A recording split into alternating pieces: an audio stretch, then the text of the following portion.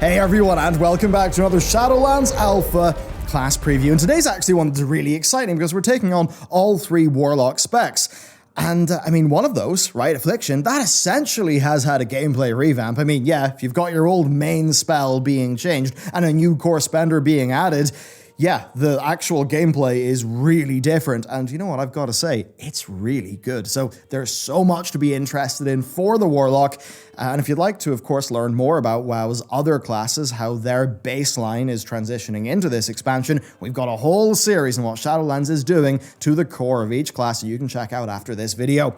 But okay, with that said, let's get into it. Let's talk about the Shadowlands Warlock. Warlocks right now are one of the most useful classes in most situations, and they really have been for a long time. This is something that actually will only increase and improve with the Shadowlands unpruning. And unpruning is a bit of a funny word for the Warlocks because it's not like they really had a lot to gain back from improving, because at their core, they still do have Gateway, Ritual of Summoning, and of course their two handy stones. Beside having all of that though, they're now also getting Curses baseline. So you've got Curse of Tongues to reduce cast speed, Recklessness to increase the target's damage dealt and taken, Weakness to slow enemy attacks, and then of course the beloved Curse of Doom. And while it's not Ritual of Doom, there still may be a few situations where Doom guards are running about the place. They're also getting Corruption baseline for their other two specs as well. So that's all really quite good for the Warlocks, and thanks to this stuff, plus their existing utility and the curses, well, yeah, expect to see at least one Warlock in every raid group, pretty much as always. Going over to something a bit more personal for the Warlocks though, well, Demonic Circle is now baseline, which really will mean that Warlocks who actually plan for it will have great movement. Now what's interesting is that with that being baselined, a talent row is freed up, and what's went in there is Tongue-Tied. Now, Tongue-Tied is a talent that basically upgrades your tongue curse to absorb incoming healing on targets that have got the tongue active on them. Now that's a really weird one because it really just seems to me like a PvP talent that's just sitting there in the main talent tree, so I'm not really sure what's going on there. Certainly I think that's something that they should look at replacing, so that is a bit of a downside. And then I guess another potential downside is that, like with the Hunters, your pet summon cast is now up to 6 seconds. That is of course going to feel bad whenever your pets die. That happens a lot in PvP, so maybe this is like a nerf for PvP to maybe make targeting pets feel a bit more rewarding for other players. Maybe it's something there to weaken, your power in soloing situations when your pet dies, and you could maybe say that with Torghast being a thing, that would be important. Now, I certainly will say that on any Warlock spec, it was way easier to progress in Torghast because, of course, of the Voidwalker, and that 6-second cast time didn't really hold you back that much because you can just use Shadow Fury and Fear to keep most mobs at bay. And honestly, just on Torghast, I mean, Warlock is just one of the most satisfying to play in Torghast so far, and it's directly just as a result of the amount of options that you've got available to you as a Warlock. Now that said, the only missing thing you've got is an interrupt. The game's, core mechanic of, an interrupt priority, that is important. It does get a bit rough when you're running Torghast and you don't have a Fell Hunter, which of course, if you've got a Voidwalker, you're probably not going to have a Fell Hunter, so there is that sort of gap in their power, but I think that is a gap in their power that does feel fair.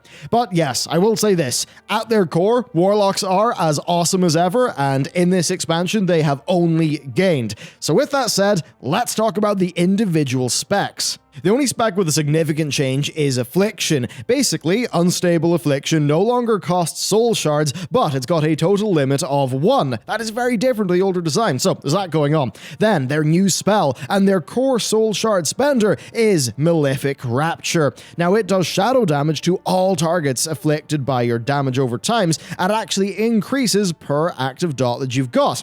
Now, this, at least in theory, does fix a fairly significant issue that Affliction had during BFA, that it had this really long ramp-up time that didn't really go anywhere. Now, it still does require 2, maybe 3 dots being applied to targets before the spending phase begins, but it does feel really good to actually blow up your targets there. So that new core system, I think, is working pretty well.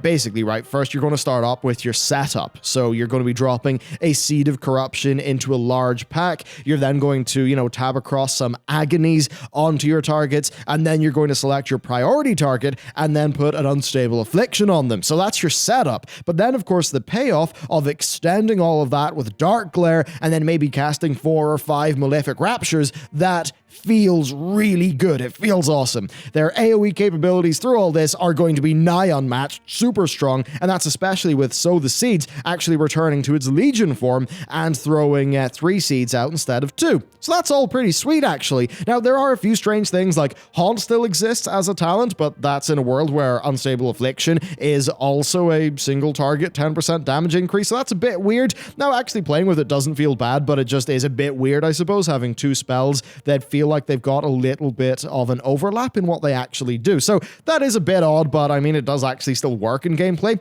There's then also the apparent lack of a single target, totally focused spender, because Malefic Rapture, that actually scales up with the amount of damage over time spells that you've got applied. So it does feel a little bit wasted on a single target situation. So it's weird, like overall, they've got these 2 soul shard spenders that feel AoE focused in design, right? So that does feel a bit half-baked and weird. Maybe, right, another single target interaction or 2 would be nice with this spec.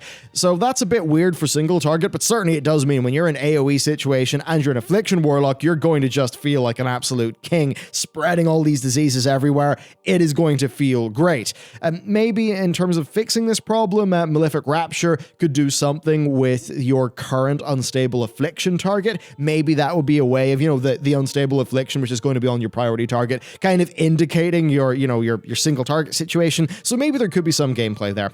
Now, there's also the issue of Malefic Rapture scaling with the number of dots. That actually is quite tricky because depending on the tuning, that could make Siphon Life, one of your talents, a necessary pick because, of course, having an extra dot available, that's going to increase the Malefic Rapture damage by between 33 and 50%, so that is fairly major. So yes, we're in this situation where it is immensely satisfying, this core apply your dots and blow them up. That feels so good. On single target though, it is currently, I'll admit, a little bit boring because, well, spinning plates doesn't really feel that difficult when it's just one target and when the pandemic window allows for really easy refreshes. Losing the pandemic invocation trait that sort of incentivized refreshing closer to a dot's expire, that's going to sting a little bit for keeping that gameplay actually being fun. Now, it might be worth just considering some sort of maybe a snapshotting mechanic for Affliction to make the single target a bit more exciting, or maybe returning a Malefic Grasp in some form, maybe allowing players to amplify dots where they can, and maybe that working more for a single target situation, right? There could be some more there to spice up the single target. But overall, I will say this. I think Affliction has got a positive change and is moving in a good direction. Yes, though it could use a little bit more single target excitement. Keeping 3 dots up just isn't that satisfying. There are maybe some other smaller problems, though, that are still left in the spec, like Drain Soul is usually a mandatory pick because of its ease of use and increased damage over Shadow Bolt. Then Death Bolt, that's way more interesting. It's so cool. I love that talent, but I think it needs to be a bit stronger to be a bit more viable. I think doing something with these on single target would actually be nice for the gameplay of this spec. Maybe it's worth considering them just baselining Death Bolt and having it cost some shards. Anyway, despite this, I'll say this to end off this section. Affliction Warlock is one of the most positive experiences on Alpha so far. I really, really like the direction that it's moved in. And next on to Demonology, which I'd say sadly has received almost no changes. Now, the fantasy of summoning in a horde of demons, that's still great, and it still has that fantastic fast rhythm when it gets going, but, the complete lack of interaction across most of the demons, that can feel a little bit boring. The only major interaction between demons is the demonic consumption talent, and even then that's just kind of adding more power to an already strong cooldown window. Nothing that much else happens that can be played around, especially with the loss of the Azurite traits, and while yes, they weren't overly exciting, at least Shadow's Bite and explosive potential gave players kind of something to plan around, so it's a bit weird. This is largely a spec that's just keeping abilities on cooldown and occasionally reacting to procs. There's not really a whole bunch else going on, and it mainly does just rely on the cool factor of, hey, look at me, I've got a horde of demons. So there's that, right? It's still a little bit iffy at the core. Now, the reintroduction of curses is a bit weird because it actually makes some of the spec feel weaker by comparison, so their talent, Doom, that is now replaced by improved Curse of Doom because, Curse of Doom is across all of the specs. Now, the curse does do extra damage in less time, and it automatically enslaves any Doom guards that are spawned. That means that taking the talent will make casting Doom more important to the core rotation, making the other curses then feel a bit worse to use by comparison, and that's by no means a major complaint, but it could be a little bit of a pain point. So overall, I'd say, given how little demonology is played, and it's not played that much, I think, which is sad because it is really cool and I actually think very fun, I think it just might need a little bit more love.